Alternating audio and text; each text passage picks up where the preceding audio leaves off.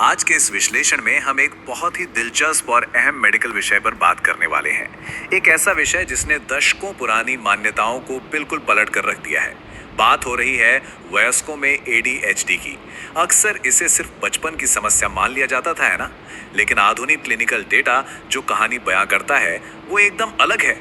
चलिए शुरू करते हैं। तो सबसे पहला सवाल जो मन में आता है, क्या एडीएचडी उम्र बढ़ने के साथ सच में खत्म हो जाता है? सालों तक मेडिकल जगत में भी यही माना जाता था कि किशोरावस्था पार करते ही बच्चे इस समस्या से अपने आप बाहर आ जाते हैं। ये सोचना बहुत सुकून देने वाला था कि सब कुछ जादुई तरीके से ठीक हो जाएगा, लेकिन सच्चाई इससे कोसों दूर है। भाग 1, बचपन के एडीएचडी से आगे बीमारी के खत्म होने का मिथक। ये आंकड़े वाकई हैरान करने वाले हैं। जरा इस पर गौर करें। 60% लोगों में हल्के से मध्यम स्तर की समस्याएं जीवन भर बनी रहती हैं। केवल 10 से 20% लोग ही ऐसे होते हैं जिन्हें वयस्क होने पर कम दिक्कतों का सामना करना पड़ता है।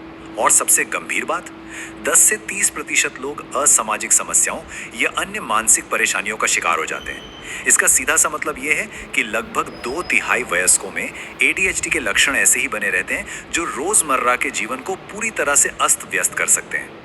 इस पूरी चर्चा का मुख्य आधार एक बहुत ही शानदार क्लिनिकल शोध है। क्लिनिकल मनोवैज्ञानिक सुसैन यंग और जेसिका ब्रेमम की किताब एडीएचडी इन अडल्ट्स। इनका काम मुख्य रूप से वयस्कों में होने वाली इन लंबी और थकाऊ समस्याओं को पहचानने ये समझाती हैं कि अगर इसे नजरअंदाज किया गया तो वयस्कों का विकास कभी भी अपनी पूरी क्षमता तक नहीं पहुंच पाता।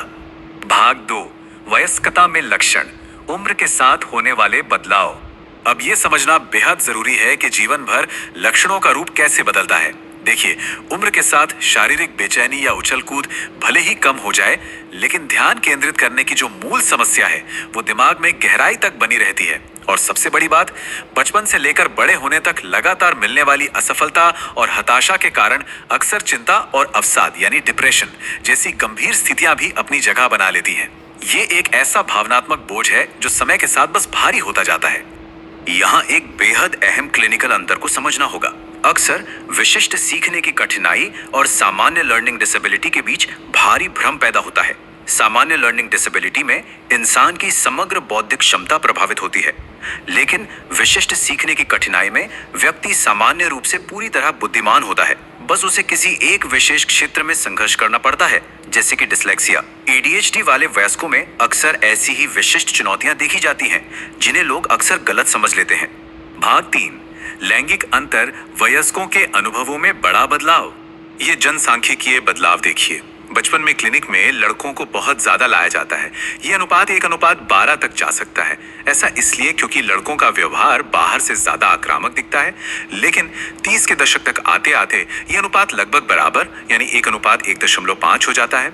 इसका सीधा सा अर्थ यह है कि बचपन में लड़कियों के एडीएचडी को बड़े पैमाने पर नजरअंदाज कर दिया जाता है और असली तस्वीर उनके बड़े होने पर ही सामने आती है।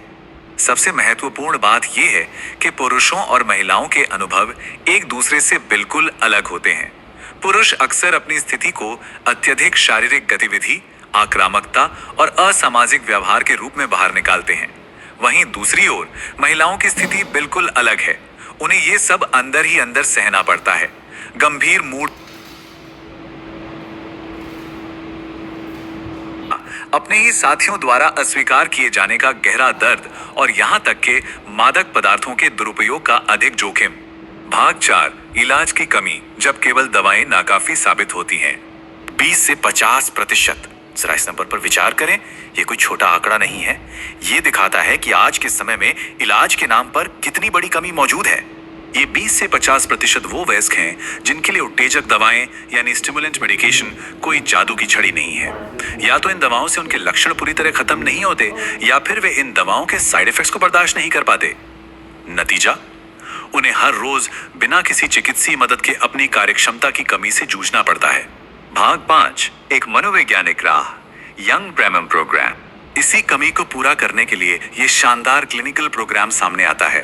ये सार्थक और स्थायी बदलाव लाने के लिए 3 अलग अलग रास्तों का उपयोग करता है। पहला जैविक यानी बायोलॉजिकल, जिसमें परिपक्वता या दवा शामिल है। दूसरा है पर्यावरणीय। इसका मतलब है व्यक्ति के आसपास के माहौल को ही इस तरह बदल देना कि लक्षणों का असर कम से कम हो सके। और तीसरा सबसे अहम, मनोवैज्ञानिक। यहाँ व्यक्ति को नई तरीके से सोचने और व्यवहार करने का कौशल सिखाया जाता है।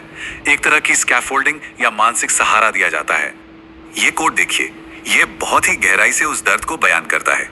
वयस्क अक्सर महसूस करते हैं कि वे एक ऐसे सिंड्रोम के सर्वाइवर हैं जिसने उन्हें गंभीर व्यक्तिगत, सामाजिक और व्यावसायिक परिणामों के साथ छोड़ दिया है। इसे ADHD का हैंगओवर कहा गया है। ये सिर्फ ध्यान न लगा पाने की बात नहीं है, ये जीवन भर की उस गहरी मनोवैज्ञानिक चोट की मान्यता है जिसे वो रोज सहते हैं। वे सच में सर्वाइवर हैं। लेकिन कहानी यहाँ खत्म नहीं होती।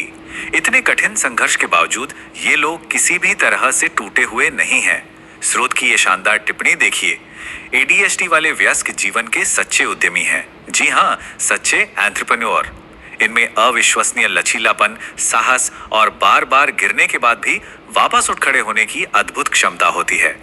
तो अंत में एक बहुत ही अहम सवाल हमारे सामने आता है, समाज इस लचीली और अनूठी मानसिक संरचना को कैसे बेहतर ढंग से अपना सकता है? इसे न्यूरोडाइवर्सिटी की कमी मानने के बजाय हम एक ऐसा माहौल कैसे बना सकते हैं जहां इनकी इस असीम ऊर्जा और रचनात्मकता का पूरा लाभ उठाया जा सके? ये सोचने वाली बात है। आज के इस विश्लेषण में बस इतना ही। निश्चित रूप से इस विषय ने मानव क्षमता को देखने का एक बिल्कुल नया नजरिया दिया है।